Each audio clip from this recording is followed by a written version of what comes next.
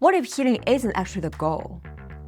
What if the thing you've been chasing, the endless self-work, the reflection, the understanding was never meant to be your destination? Because somewhere along the way, many of us started believing that we needed to be completely healed before we're allowed to fully live, fully love, fully lead our own lives. What if that thinking is actually keeping you stuck?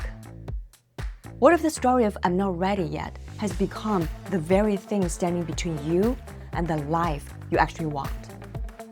Because healing is not the finish line. Self-leadership is. Welcome to Love with Eve. I'm Keil, relationship recovery coach and women's empowerment speaker. If you are new here, this channel is for women who are done repeating patterns, done shrinking, and ready to rebuild from the inside out. Today, we're talking about something that doesn't get said enough in the healing community, the difference between healing as a process and the healing as an identity, and why one empowers you while the other keeps you in the loop. This is a conversation I wish someone had with me years ago. So let's get into it. First, let's talk about the misunderstanding about healing. People come to personal growth hoping to finally feel fixed. Like one day they'll wake up and the triggers will disappear. The doubts will be gone. The past won't hurt anymore. And while healing is beautiful and necessary, it can slowly become another way we delay living.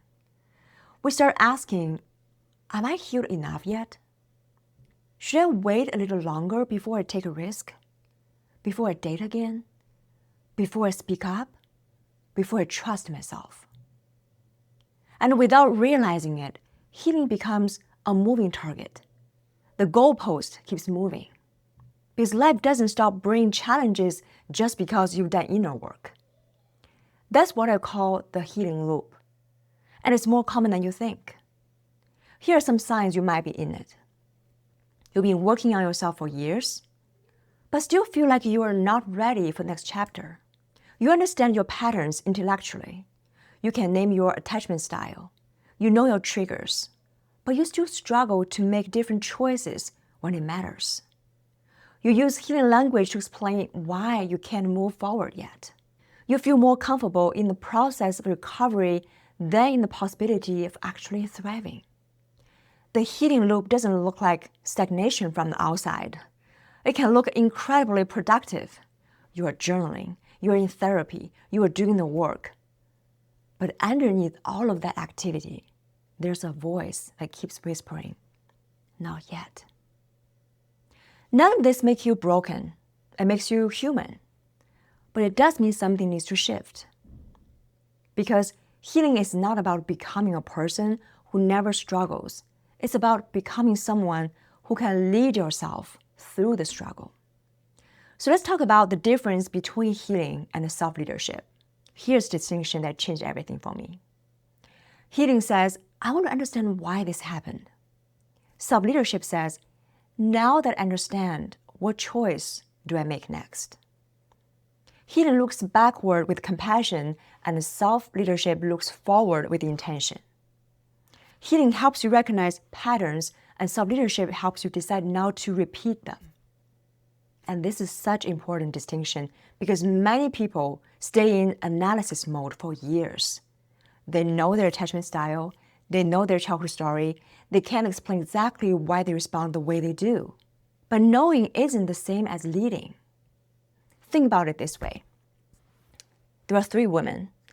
The first one has done zero inner work, makes choices from her wounds without even realizing it.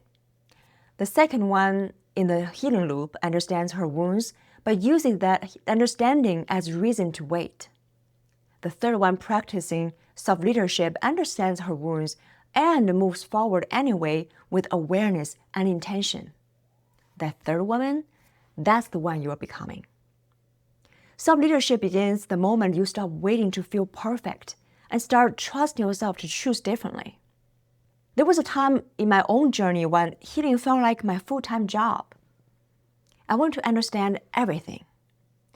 Why certain relationships felt magnetic, even when they were not healthy. Why familiar pain sometimes felt safer than unfamiliar peace. And the deeper I went, the more I realized something surprising. Awareness alone didn't change my life. My life changed when I began asking a new question. Who am I becoming? And what choice aligns with her? That question shifted everything because suddenly it wasn't about fixing my past self. It was about leading my future self. So what is healing? What role does it actually play in our journey? I want to offer you a reframe and a metaphor that might stay with you. Healing is not a goal. Healing is the bridge. A bridge exists to take you somewhere. You don't set up camp on the bridge. You don't decorate it and call it home. You cross it and you arrive somewhere new. That somewhere new, the self-leadership. Self-leadership is the ability to trust your own inner compass, to make conscious choices rooted in your values rather than your wounds, to stop waiting for someone, a therapist, a coach, a partner, a sign from the universe to tell you you're ready. Healing helps you understand your story. Self-leadership helps you write the next one. And this is empowering because it means you don't need to wait for perfection. You simply need a willingness. The willingness to choose different today than you did yesterday. Now let's talk about what self-leadership looks like in real life. Noticing when you're about to people please and pausing long enough to ask what you actually need. Setting a boundary not because a coach told you to, but because you finally trust that your needs are worth protecting. Choosing to slow down in a new relationship, not out of fear, but out of self-respect. Asking, is this relationship helping become more of myself or less? And honoring that answer, even when it's not comfortable. Making decisions from your values instead of your wounds. Self-leadership says, I may still feel fear, but fear doesn't make the decision. I do. You are not a project to be completed. You are a person learning to lead herself. And that is a lifelong practice. This brings me to what I believe is the most powerful part of this conversation, identity. As long as your identity is someone who is healing, you will unconsciously find ways to stay in that story. Because identity is one of the most powerful forces in our lives. We act in alignment with who we believe we are. So here's a question. What if you started identifying not as someone healing, but as someone leading? What if instead of saying, I'm still working through my trauma, you said, I'm a woman who knows herself deeply and chooses consciously? What if instead of saying, I'm not ready yet, you said, I'm ready to take next step, even if it's imperfect? This isn't toxic positivity. This isn't escaping the hard work. This is recognizing that at some point, and maybe that point is today, the most powerful thing you can do is stop asking, what's wrong with me? And start asking, where am I guiding myself now?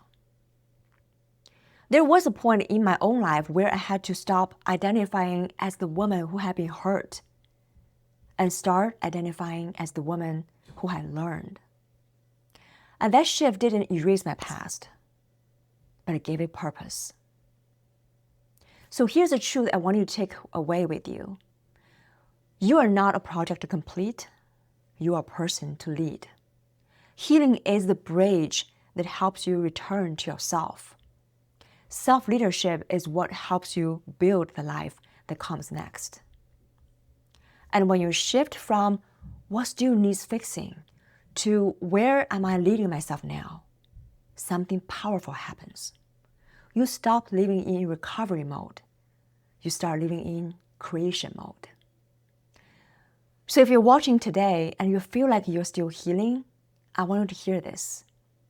You don't need permission to begin leading your life just because you are still healing. Healing may open the door, but self-leadership is what walks you through it. In the comments below, I'd love to hear from you. Where in your life are you ready to stop fixing and start leading? If this resonated with you, share this with a woman in your life who needs to hear this today. And if you're ready to stop circling and start moving forward with real clarity and direction, book a free empowerment call with me. The link is in the description. I'm Eve. This is Love Forward. Thanks for watching. I will see you in the next episode.